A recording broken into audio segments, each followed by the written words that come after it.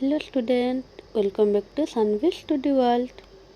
तो पिला माने आज आम पढ़ा सप्तम श्रेणी साहित्य बहिर प्रथम अध्याय कला माणिकरी। तो चलो भिडियोटी स्टार्ट करवा। तो पिला माने आज आम डिस्कस करवा प्रथम पद्य कला माणिकरी। कला माणिकरी किए लिखिं अभिमन्यु सामंत सिंहार। अभिमन्यु सामंत सिंहार। तो चलो ये कवि परिचय देखी नवा। कवि परिचय। प्राचीन रीति युगीय कवि अभिमन्यु सामंत सिंहार जाजपुर जिला बालिया सामंत परिवार रे 1760 मसीह जन्म ग्रहण करी। अभिमन्यु सामंत सिंहार केवे जन्म ग्रहण करथिले? 1760 मसीह जन्म ग्रहण करथिले। से जाजपुर जिलार बालिया सामंत परिवार जन्म ग्रहण करथिले। से पिला दिनरू सुंदर कविता रचना करुथिले। से पिला दिनरू ही सुंदर कविता रचना करुथिले। तांकर लेखा भितरू विदग्ध चिंतामणि, प्रेम कला, रसवती, बाघ गीत, सुलक्षणा, चढ़ई गीत, बोलेओटी अन्यतम। तो तांकर लेखा भितरू विदग्ध चिंतामणि, प्रेम कला, रसवती, बाघ गीत, सुलक्षणा, चढ़ई गीत, बोलेओटी होची अन्यतम। कला माणिकरी विदग्ध चिंतामणि काव्यर 67 छंदरू अणा जाइछि। कला माणिकरी विदग्ध चिंतामणि काव्यर 67 छंदरू अणा जाइछि। एथिरे कृष्ण संध्या समय रे गोपपुर को धरी फेरिबारे विलंब हेबारु माता यशोदांकर मनरे व्यस्तता प्रकाश पाइछि। एही कवितारे मातृ हृदयर आवेग भरा वात्सल्य प्रेमर वास्तव चित्र प्रतिफलित होई अछि। तो पिला माने चलो पद्यटी देखिबा। तो पिला माने प्रथम पद कोन अछि? धीरे घेन काननरे कृष्ण विलंबित वात्सल्य ममता घिनी भालुचंती मात। कला माणिकरी।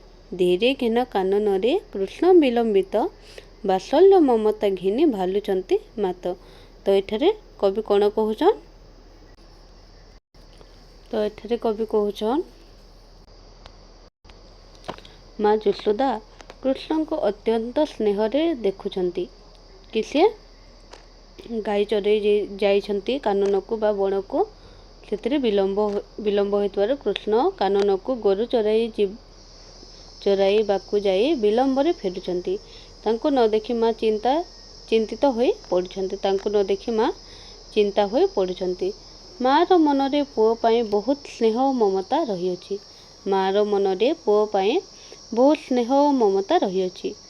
माँ माने यशोदा पाई कृष्ण को मन रे बहुत प्रेम और स्नेह रहिअछि।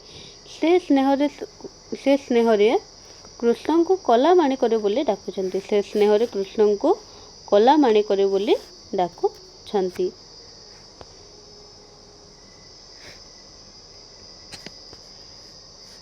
नेक्स्ट बोलो। निधन संखाली मोर दरिद्र पसरा अंधर लौड़ी बाबुरी हृद रत्नहारा। कला माणिकरी। निधन संखाली मोर दरिद्र पसरा। माँ कहउछंती जे तांको पाखरे बहुत धन संपत्ति नाही। से गरीब होइथिले मध्य कृष्ण हे तांकर सबुठारु बड़ धन। अंधर लौड़ी बाबुरी हृद रत्नहारा। कृष्ण को से हृदयर रत्न बोली मने करुछंती। पुओ बिना तांको जीवन शून्य बोली से अनुभव करुछंती। पुओ बिना तांकर जीवन शून्य बोली से मने करुछंती बा अनुभव करुछंती। कला माणिकरी। पुणी से कृष्ण को कला माणिकरी बोली संबोधन करिछंती। मो जीवन तुही नयन प्रतिमा तते कि पाशुरी हिब मोर सुख सीमा। कला माणिकरी। मो जीवन तुही नयन प्रतिमा तते कि पाशुरी हिब मोर सुख सीमा। माँ कहउछंती जे कृष्ण को तांकर जीवन और समस्त सुखर कारण से कृष्ण को निय आखिर प्रतिमा भावरे देखुचंती। माँ कहउछंती जे कृष्ण ही तांकर जीवन और समस्त सुखर कारण। ସେ କୃଷ୍ଣଙ୍କୁ ନିଜ ଆଖିର ପ୍ରତିମା ଭାବରେ ଦେଖୁଛନ୍ତି। ସେ କେବେ ମଧ୍ୟ କୃଷ୍ଣଙ୍କୁ ଭୁଲି ପାରିବେ ନାହିଁ। କୃଷ୍ଣ ବିନା ତାଙ୍କ ଜୀବନରେ କୌଣସି ସୁଖ ନାହିଁ। ତତିକି ପାଶୋରି ହେବ ମୋର ସୁଖ ସୀମା। କୃଷ୍ଣ ବିନା ତାଙ୍କର କିଛି ମଧ୍ୟ ସୁଖ ନାହିଁ। ନେକ୍ସଟ ହେଲା ଡରୁଥାଉ ଅନ୍ଧାରକୁ ରଖିଯାଉ ଗୋରୁ, ଜନକ ଜନନୀ ସୁଖ କାହିଁ ପାଇଁ ସାରୁ। କଲା ମାଣିକରେ। ଡରୁଥାଉ ଅନ୍ଧାରକୁ ରଖିଯାଉ ଗୋରୁ, ଜନକ ଜନନୀ ସୁଖ କାହିଁ ପାଇଁ ସାରୁ। ତ ଏଠାରେ ମାତା ଯଶୋଦା କୃଷ୍ଣକୁ କ'ଣ କହୁଛନ୍? କୃଷ୍ଣ ଅନ୍ଧାରକୁ ଡରୁଥାନ୍ତି, ତଥାପି ଗୋରୁ ଚରାଇବାକୁ ଯାଇଛନ୍ତି। କୃଷ୍ଣ ଅନ୍ଧାରକୁ ଡରନ୍ତି, ସେଥିରେ ପୁଣି ସେ ଗାଈ ଚରାଇବାକୁ ଯାଇଛନ୍ତି। ଏହା ଭାବି ମା ଚିନ୍ତା କରୁଛନ୍ତି। ଏହା ଭାବି ମା ଯଶୋଦା ଚିନ୍ତା କରୁଛନ୍ତି। ମା କହୁଛନ୍ତି ଯେ ପୁଅ ହିଁ ମାତା ପିତାଙ୍କର ସବୁଠାରୁ ବଡ଼ ସୁଖ। ମା କହୁଛନ୍ତି ଯେ ପୁଅ ବା ତୁ କୃଷ୍ଣ, ତୁ ହିଁ ଆମର ସବୁଠାରୁ ବଡ଼ ସୁଖ। ପୁଅ ବିନା ଜୀବନରେ କୌଣସି ଆନନ୍ଦ ନାହିଁ। ପୁଅ ବା ତୋ ବିନା ଆମ ଜୀବନରେ କୌଣସି ଆନନ୍ଦ ନାହିଁ। ବୃଦ୍ଧ କାଲି ତୁମର ଏକଇ ନନ୍ଦନ, ହୃଦ ତାପ ବିନାଶନେ ତୁ ହରିଶ ଚନ୍ଦନ। ବୃଦ୍ଧ କାଲି ତୁମର ଏକଇ ନନ୍ଦନ, ହୃଦ ତାପ ବିନାଶନେ ତୁ ହରି ଚନ୍ଦନ। କଲା ମାଣିକରେ। ମା କହୁଛନ୍ତି ଯେ ବୃଦ୍ଧାବସ୍ଥାରେ କୃଷ୍ଣ ହିଁ ତାଙ୍କର ଏକମାତ୍ର ସାହାରା। ମା କହୁଛନ୍ତି କୃଷ୍ଣଙ୍କୁ ବୃଦ୍ଧା ଅବସ୍ଥାରେ ତୁ ହେଉଛୁ ଆମର ଏକମାତ୍ର ସାହା ଭରସା। ସେ ତାଙ୍କ ହୃଦୟର ଦୁଃଖକୁ ଦୂର କରୁଥିବାର ଚନ୍ଦନ ସଦୃଶ। ସେ ତାଙ୍କ ହୃଦୟର ଦୁଃଖକୁ ଦୂର କରୁଥିବା ଚନ୍ଦନ ସଦୃଶ। କୃଷ୍ଣ ଥିବାରୁ ମାର ମନରେ ଶାନ୍ତି ଓ ସୁଖ ରହିଅଛି। କୃଷ୍ଣ ଥିବାରୁ ମା ଯଶୋଦାଙ୍କ ମନରେ ସୁଖ ଓ ଶାନ୍ତି ରହିଅଛି। ଗୋଟିକା ଅଧମ ସର ନରୁଚଇ ତତି, ନାଚି ଲାଞ୍ଚ ମାଗୁଥାଉ ଲବଣୀ କେମନ୍ତି। ଗୋଟିକା ଅଧମ ସର ନରୁଚଇ ତତି, ନାଚି ଲାଞ୍ଚ ମାଗୁଥାଉ ଲବଣୀ କେମନ୍ତି। କଲା ମାଣିକରେ। ତ ଏଠାରେ ମା ଯଶୋଦା କ'ଣ କହୁଛନ୍ତି? କୃଷ୍ଣ ସାଧାରଣତଃ ଖାଇବାକୁ ଭଲ ପାଆନ୍ତି ନାହିଁ। ସାଧାରଣ ଖାଇବାକୁ କୃଷ୍ଣ ଭଲ ପାଆନ୍ତି ନାହିଁ। ସେ ନାଚି ନାଚି ଲବଣୀ ମାଗୁଥାନ୍ତି। ସେ ନାଚି ନାଚି ଲବଣୀ ଖାଇବା ପାଇଁ ସବୁବେଳେ ମାଗୁଥାନ୍ତି। କୃଷ୍ଣଙ୍କର ଏହି ଶିଶୁ ସୁଲଭ ଚଞ୍ଚଳ ସ୍ୱଭାବ ମାଙ୍କୁ ବହୁତ ଆନନ୍ଦ ଦେଇଥାଏ। କୃଷ୍ଣଙ୍କର ଏହି ଶିଶୁ ସୁଲଭ ଚଞ୍ଚଳ ସ୍ୱଭାବ ମାତାଙ୍କୁ ବହୁତ ସୁଖ ବା ଆନନ୍ଦ ଦେଇଥାଏ। ତଲି ଧଲି ଧାଇଁଲେ ଗଲି ହୋଇଯାଉ ତୁହି, ତୋ ଦୁର୍ବଳ ଦେଖି କାହିଁ ପଶିବଇ ମୋହି। ତୋଲି ମୁଁ ଧଇଲେ ଗୋଲି ହୋଇଯାଉ ତୁହି, ତୋ ଦୁର୍ବଳ ଦେଖି କାହିଁ ପଶିବଇ ମୋହି। କଲା ମାଣିକରେ। ମା ଏଠାରେ କୃଷ୍ଣଙ୍କୁ କ'ଣ କହୁଛନ୍ତି? ତୋଲି ମୁଁ ଧରିବା, ତତେ ମୁଁ କୋଳରେ ଧରିଲେ ତୁ ଗୋଲାକାର ହୋଇଯାଉ। ମା କୃଷ୍ଣଙ୍କୁ କୋଳରେ ନେଲେ ସେ ଗୋଲାକାର ହୋଇ ରହନ୍ତି। କୃଷ୍ଣଙ୍କର ଦୁର୍ବଳ ଶରୀର ଦେଖି ମାର ହୃଦୟ ଦୁଃଖରେ ଭରିଯାଏ। କୃଷ୍ଣଙ୍କର ଦୁର୍ବଳ ଶରୀର ଦେଖି ମାଙ୍କର ହୃଦୟ ଦୁଃଖରେ ଭରିଯାଏ। ସେ ପୁଅର କଷ୍ଟ ଦେଖି ସହିପାରୁ ନାହାନ୍ତି। ସେ ପୁଅଙ୍କର କଷ୍ଟ ଦେଖି ସହିପାରୁ ନାହାନ୍ତି। କିଏ? ମା ଯଶୋଦା କୃଷ୍ଣଙ୍କର କଷ୍ଟ ଦେଖିକି ସହିପାରୁ ନାହାନ୍ତି। ଏଠାରେ ମାର ଅପାର ସ୍ନେହ ଓ ମମତା ପ୍ରକାଶ ପାଇଛି। ଏହି ପଦରେ ମାଙ୍କର ଅପାର ସ୍ନେହ ଓ ମମତା ପ୍ରକାଶ ପାଇଛି। ଡାକିଣୀ ଲୋଭନ୍ତି ବୋଲି ଡରୁଥାଉ ମନେ, ବାର ବାର ବାରୁଥାଏ ଯିବା ପାଇଁ ବନେ। ଡାକିଣୀ ଲୋଭନ୍ତି ବୋଲି ଡରୁଥାଉ ମନେ, ବାର ବାର ବାରୁଥାଏ ଯିବା ପାଇଁ ବନେ।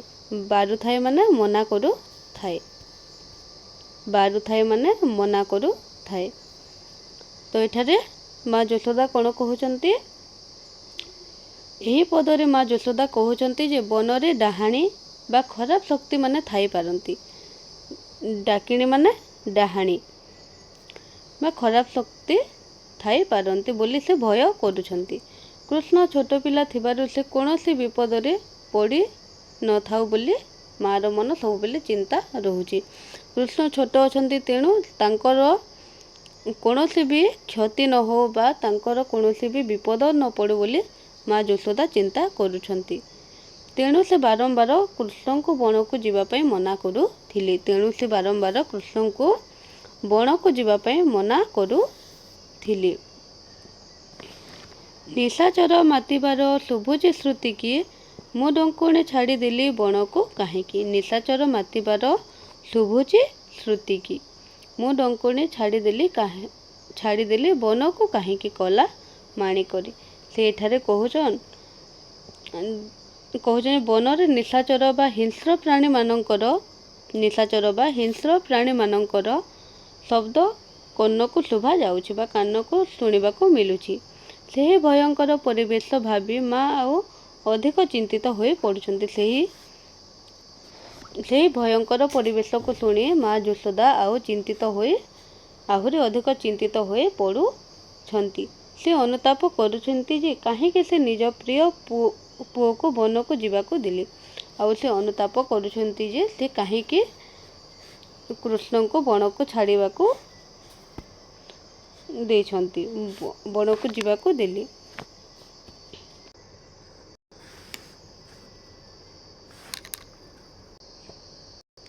ଝାଲ ବହୁଥିବ ଅଙ୍ଗୁ ଲାଗି ଝାଞ୍ଜି ଖରା, ଶ୍ରମ ପାଇଁ ତରୁ ତଳେ ବସିଥିବ ପରା କଲା ମାଣିକରି। ତ ଏହି ପଦରେ ମା କୃଷ୍ଣଙ୍କୁ କଷ୍ଟକୁ ଭାବି ଦୁଃଖ କରୁଛନ୍ତି। ଏଠାରେ ମା କୃଷ୍ଣଙ୍କର କଷ୍ଟକୁ ଭାବି ଚିନ୍ତା କରୁଛନ୍ତି। ତୀବ୍ର ଖରାରେ କୃଷ୍ଣଙ୍କ ଦେହରୁ ଝାଳ ବହୁଥିବ। ତୀବ୍ର ଖରା ଝାଞ୍ଜି ଖରାରେ କୃଷ୍ଣଙ୍କ ଦେହରୁ ଝାଳ ବହୁଥିବ ବୋଲି ସେ ଚିନ୍ତା କରୁଛନ୍ତି। ଅଧିକ ଥକିଯାଇ କୃଷ୍ଣ ଗଛ ତଳେ ବିଶ୍ରାମ ନେଇଥିବେ ବୋଲି ମା ଭାବୁଛନ୍ତି। ଅଧିକ ଯଦି ଥକି ଯାଇଥିବେ ତାହେଲେ ସେ ତରୁମାନେ ଗଛ ତଳେ ବିଶ୍ରାମ ନେଇଥିବେ ବୋଲି ମା ଯଶୋଦା ଚିନ୍ତା କରୁଛନ୍ତି।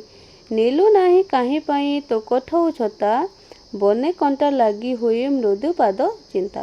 ନେଲୁ ନାହିଁ କାହିଁ ପାଇଁ ତୋ କଠଉ ଛତା, ବନେ କଣ୍ଟା ଲାଗି ହୋଇ ମୃଦୁ ପାଦ ଚିନ୍ତା କଲା ମାଣିକରି। ତ ଏଠାରେ ମାତା ଯଶୋଦା କ'ଣ କହୁଛନ୍ତି? ଏଠାରେ ମା ଚିନ୍ତା କରୁଛନ୍ତି ଯେ କୃଷ୍ଣ ଛତା ନ ନେଇଥିବାରୁ ଖରାରେ କଷ୍ଟ ପାଉଥିବ। ଶ୍ରୀକୃଷ୍ଣ ତାର କଠଉ ଛତା ନ ନେଇଥିବାରୁ ଖରାରେ କଷ୍ଟ ପାଉଥିବ। ବନେ କଣ୍ଟା ଲାଗି କୃଷ୍ଣଙ୍କର କୋମଳ ପାଦରେ ଆହତ ହୋଇଥିବ ବୋଲି ସେ ଭୟ କରୁଛନ୍ତି। ମୃଦୁ ମାନେ କୋମଳ। ତ ବନେ କଣ୍ଟା ଲାଗି କୃଷ୍ଣଙ୍କର କୋମଳ ପାଦରେ ଆହତ ହୋଇଥିବ ବୋଲି ମା ଯଶୋଦା ଚିନ୍ତା କରୁଛନ୍ତି। ମାର ମନ ସବୁବେଳେ ପୁଅର ସୁରକ୍ଷା ପାଇଁ ଚିନ୍ତିତ ରହୁଛି। ମାର ମନ ସବୁବେଳେ ପୁଅର ସୁରକ୍ଷା ପାଇଁ ଚିନ୍ତିତ ହୋଇ ରହିଅଛି।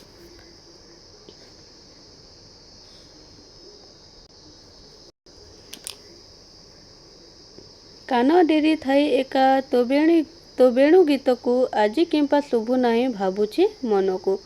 କାନ ଡେରି ଥାଇ ଏକା ତୋ ବେଣୁ ଗୀତକୁ, ଆଜି କିମ୍ପା ଶୁଭୁ ନାହିଁ ଭାବୁଛି ମନକୁ କଲା ମାଣିକରି। ତ ଏହିଠାରେ ମା ଯଶୋଦା କ'ଣ କହୁଛନ୍ତି?